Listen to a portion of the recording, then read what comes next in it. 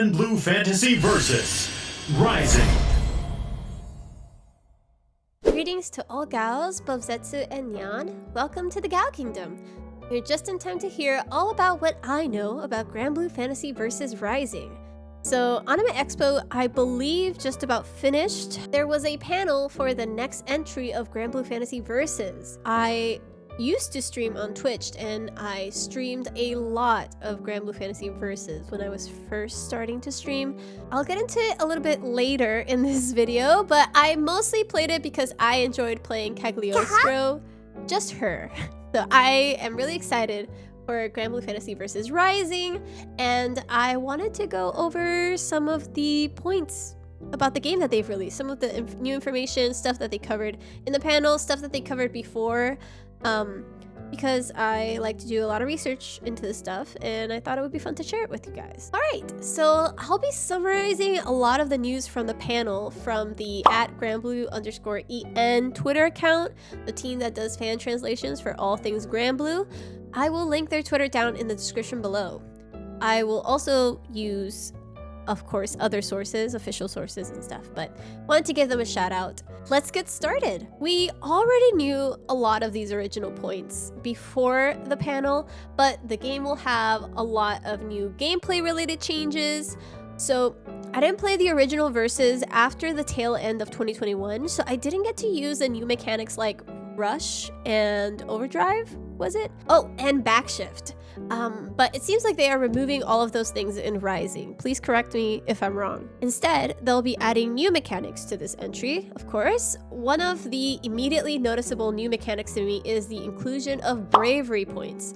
We don't know a lot about this right now, just that it's a new resource alongside your meter. Another new mechanic is the new triple attacks, which is that during the auto combo, you can change the third hit to be a high or a low. If you want, you can keep mashing and finish your auto combo, or you stop after the second hit, and depending on the button you press, you get a high or low. So of course, if you can press high or low, it creates a 50-50. Basically, it's a really easy mix-up from what I can tell. Will I go low after the second hit or high? Maybe I'll do neither and just stop and grab you. I actually really like this. I think a lot of new players will depend on auto combo a lot, naturally, and auto combos tend to be really bad on block, like extremely bad. But this makes it so that new players can start learning about pressure through things that they are already doing, like pressing the auto combo. Also, I personally love pressing auto combo too, so this seems like a lot of fun to me. I'm sure it won't be the optimal block string, but depending on context, I'm pretty sure it will be useful for consistency, even for higher level players or those growing out of beginner strats. So I don't know, seems really cool.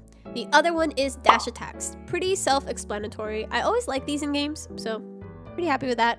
We have Raging Strike, a move that causes guard crush and depletes a bravery point, whatever that means, on hit. It won't guard crush on block stun. So it seems like you can't just toss it in at the end of your block string carelessly, you need to put a gap in there.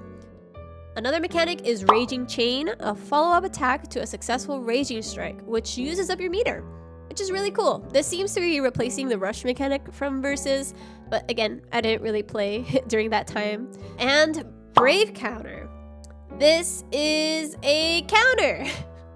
As the name says, it's a guard cancel move. You can use it when you're in block stun, and it seems really good for rough pressure situations or when someone uses Raging Strike on you.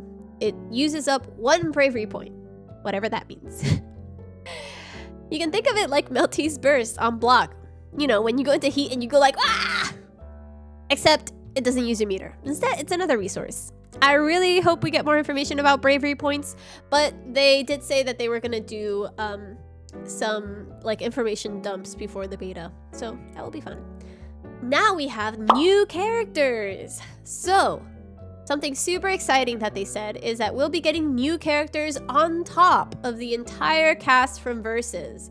So far they've announced 3 with the new AX reveal. So before everything, they announced Anila. Her English VA is Leona Renee, who's actually a longtime Granblue Fantasy player by the handle of Hatsu, and I have followed her on Twitter for a very long time due to her work as an editor on the Legend of Heroes RPG series. So I'm pretty happy for her. Anila is confirmed not to be a charge character. I'm not sure why we thought that, but there you go. Then we also have Siegfried, who's a fan favorite character. I'm happy to see him as well. He is also confirmed not to be a charged character. Again, I'm not sure why we thought that, but it's confirmed. And during AX, they announced Nier. Okay, so apparently Nier will be a puppet character. They compared Nier to Zato from Guilty Gear and Carl from BlazBlue. I love puppet characters when they're not slow as heck, so I'm very excited to try Nier. I main Zato in Guilty Gear Strive and in Plus R, so very excited to try them out. Some other things they announced were crossplay and, most importantly, rollback. Yay! There's a couple more things we know too, like a new story mode, interactive lobbies. They said they wanted it to feel like a hub in an MMORPG, which I'm really curious about. They'll have a training dummy. Not sure if that'll be different from like just a training mode while waiting, or if it'll be like a sandbag or something special like that. But that will be interesting. And they will have Granblue's Legends, a party mode, which seems like essentially Granblue Fall Guys. Expect me to get up to a lot of shenanigans on that, so hopefully it's really fun. And it seems like characters will cheer you on and offer advice. They're called partners. They mentioned that it will be like a navigator in-game, so I'm thinking that they'll likely be like the Persona 4 Ultimax navigators. Cute! In other non-gameplay related news, we have a pre-access beta and an open beta. Like I said earlier, later in July, they'll have a beta, and then a couple days before that open beta, they'll have a pre-access beta. So registration for pre-access beta already started today. They confirmed that from the new characters announced so far, only Siegfried will be available in the beta, but they will give more details on the beta cast later.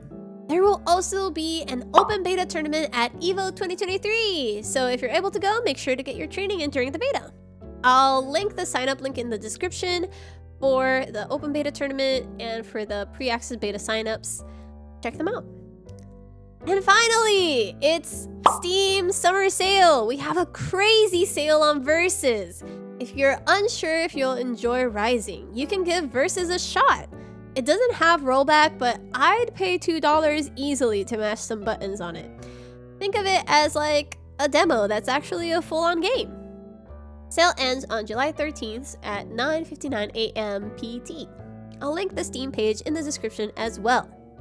Alright, with all the news out of the way, I want to talk about my thoughts on Granblue Fantasy Versus and Rising. Like I said in the beginning of the video, I mostly played Versus because of Cagliostro, but I did end up playing it a lot and streaming it a lot. So it's a little bit complicated. I'm not the biggest fan of Versus, not because there was anything wrong with the game at all. I think it's a super fun and well-designed game, but it just didn't have characters that spoke to me outside of Cagliostro. And I think for me, that's something that's really important in a fighting game. I want to enjoy like a variety of characters. I did play Narmaya on release, and she was fun, but I didn't quite like how her kit wanted me to do certain things, but I couldn't achieve those things very easily. And I guess easily is not the word. I couldn't achieve those things in a way that felt satisfying to me. So, yeah, the only reason I was able to get into Granblue Fantasy Versus so much is because I ended up really vibing with Cagliostro. She carried the whole game for me, basically. I did stop playing in late 2021, so I didn't experience the game after the major update in 2022 that added all of those new mechanics. I may have enjoyed the game more or less, but I don't really know. So I can't really speak much about the later lifespan of Versus. But from my earlier experience, it's a game that is a lot more grounded and slow than the games I usually play. I feel like it's a bridge between Street Fighter and more anime titles. I'd place it between like Street Fighter and Uni or Under Night in Birth in terms of speed. And personally, I really like games like Melty-Blood, BlazBlue, these kind of very fast-paced anime air dashers. I also love Guilty Gear as well. So, speed, jumping ability, and set play is really important for my enjoyment of a game, personally. So when Cagliostro came out, she really fit all of these things that I like in a character. Her teleports and her ability to set up traps really allowed me to move more freely than I probably should have been. I felt like with Narmaya, I couldn't really jump around or move as fast as I really wanted to, and Cagliostro kind of like filled in those gaps for me personally. I am very excited to play Cagliostro again in Rising, and I'm very excited to try out Nier since I play Zato in Strive and Plus R. Hopefully she is not super slow. We didn't get to see a lot of gameplay. I really can't stand being grounded. Even like when I play Street Fighter, I play Chun-Li, which is like one of the few characters that can really jump around comfortably. I play Chun-Li. I used to play Vega when I was a kid as well, and Cammy. So just these characters that really want to jump around in a game that doesn't really want you to jump around as much. Or maybe I shouldn't say characters that can jump around. More so they let me get away with jumping. Maybe I shouldn't be jumping as much as I do in Street Fighter. I'd love to hear what your thoughts are. What character did you main in Versus? Did you not play Versus? Do you want to? Are you a hater? Anything is cool. Thank you for stopping by the garden, and make sure to subscribe to the channel if you want to meet up for tea again in the future, and hit the notification bell in order to make sure you're always on time. I will see you all very soon. Bye bye!